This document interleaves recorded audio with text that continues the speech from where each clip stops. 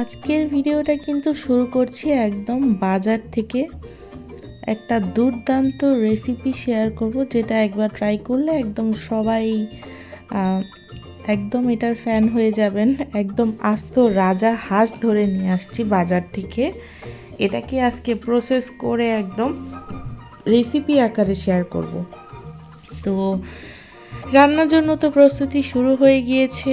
আম্মুর হাতের রাজা হাঁসের তরকারি যে খেতে কত বেশি মজা, ঝাল ঝাল রাজা হাঁসের তরকারি আজকে রান্না হবে। তো চিন্তা করলাম আপনাদের সাথেও রেসিপিটা শেয়ার করে দিই। শীত তো চলেই যাচ্ছে, শীতের শুরুতে ভিডিওটা করেছিলাম, ভাবলাম এখনই শেয়ার করে ফেলি যাতে শীত পুরোপুরি চলে যাওয়ার আগে আপনারাও চাইলে বাসায় ট্রাই করতে পারেন।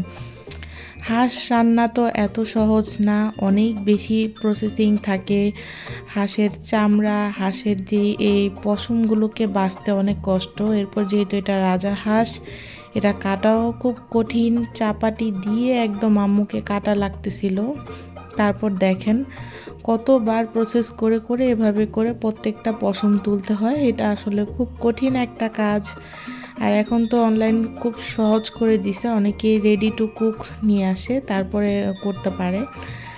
এখন রান্নাতে চলে যাই। প্রথমেই হলুদ মরিচের গুঁড়া, পরিমাণ মতো লবণ, তারপরে হচ্ছে ধনিয়া গুঁড়া, তারপরে হচ্ছে অ্যাড করা হয়েছে এটাকে কি বলে, জিরা গুঁড়া, পেঁয়াজ বাটা, রসুন বাটা, তারপরে হচ্ছে আদা বাটা, তারপরে হচ্ছে আম্মুর হাতের বানানো স্পেশাল একটা কাবাব মশলা বা মাংসের মশলা যেটাকেই বলে। তারপর পরিমাণ মতো তেল, শুকনা মরিচ দিয়ে ভালো মতো এটাকে মেখে ম্যারিনেট করে রাখতে হবে।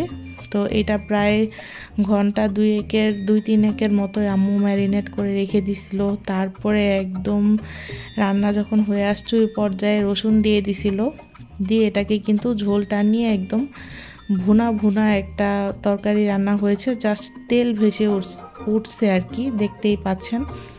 নামানোর আগে তো অবশ্যই ভাজা জিরা আর শাক বাটা অ্যাড করা হয়েছে। এইটা আর আমার দেখাতে মনে নেই। আর এই খাবারটাকে কিন্তু আজকে সার্ভ করা হবে ডোসা বা চাপটি যেটাকে বলে, চাপটি আর হচ্ছে চিতই পিঠার সাথে। কে কে চাপটি আর চিতই পিঠার সাথে এরকম হাঁস ঝাল ঝাল রসুন দিয়ে হাঁস ভুনা খেতে পছন্দ করেন, অবশ্যই কিন্তু কমেন্ট করে জানাবেন। আর দেখতেই কিন্তু কত লোভনীয় লাগছে, খেতে কিন্তু খুবই মজা হয়েছে। আপনাদের সুবিধার্থে শর্টকাটের রেসিপিটাও শেয়ার করেছি, বাসায় ট্রাই করবেন আর জানাবেন। আজকের ভিডিওটি এ পর্যন্তই। Thanks for watching. আল্লাহ হাফেজ এভরিওয়ান।